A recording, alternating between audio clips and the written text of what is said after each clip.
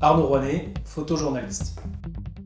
Je suis Arnaud Rouanet, je suis photojournaliste indépendant, installé à Laval, et j'ai l'insigne honneur d'avoir été sélectionné pour la résidence de journaliste qui est co-dirigée par le Prestival de Château-Gontier et Mayenne Culture. J'ai une longue liste d'établissements dans lesquels j'interviens pour les accompagner dans la construction de médias, de médias scolaires la plupart du temps, et surtout par ce biais-là, le but est de leur faire comprendre les enjeux de l'écriture journalistique et du travail d'un journaliste.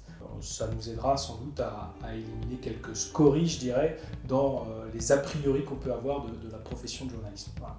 Et donc cette phase de résidence est répartie sur 3 périodes qui vont de janvier à fin mai 2020.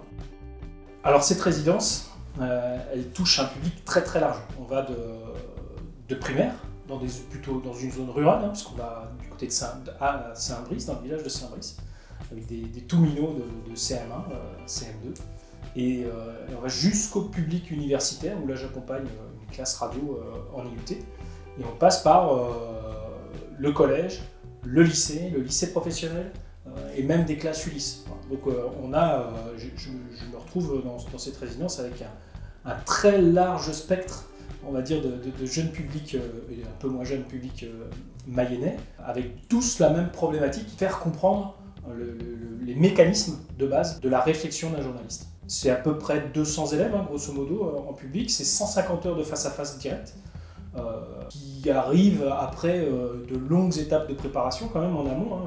Étant du cru, ça m'a permis d'aller rencontrer les professeurs en amont, d'aller rencontrer certains élèves aussi, parce qu'on avait un temps de présence plus court, de beaucoup travailler avec le coportage Castro-Gonteriano-Lavallois, entre le Prestival et Mayenne Culture, et puis aussi les enseignants.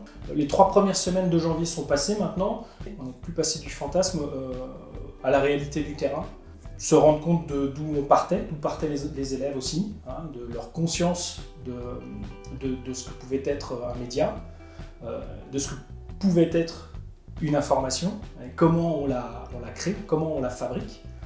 Donc au bout de 3 semaines, on a pu quand même, on va dire, nettoyer un peu, évacuer tout un tas d'idées préconçues, de stéréotypes, de clichés, pour maintenant leur faire prendre conscience de ce que ça demande comme travail en amont pour fabriquer une information. Moi, je me rends compte qu'ils ont une grosse sensibilité aux fake news, aux fameuses désinformations, fausses informations, tout ce qui est manipulation d'images. Ils ont maintenant un questionnement qui est plutôt fin, et quand ils sont interpellés par quelque chose du genre, ils posent des questions, ils se posent des questions, ils vérifient. Là où on a un gros travail, et c'est vraiment là-dessus que maintenant l'effort va se porter, c'est sur la construction propre d'une information et qu'est-ce qu'un média.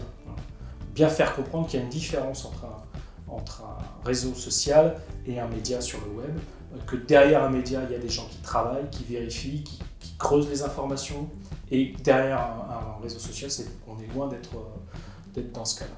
Là, on est vraiment, on arrive dans début mars, là maintenant, dans le cœur du réacteur. C'est eux qui produisent, c'est eux qui écrivent, c'est eux qui enquêtent, c'est eux qui vont chercher les informations, qui vont les renseigner. Moi, je suis vraiment là pour les aider à prendre conscience de petites choses, à redresser la barre quand ils font du roman et plus du journalisme, à leur faire basculer l'état d'esprit, leur faire comprendre qu'un journaliste qui parle à la première personne, il n'est pas forcément dans son rôle, que la majorité des journalistes ne sont pas des éditorialistes et qu'ils doivent bien parler à la 3e personne.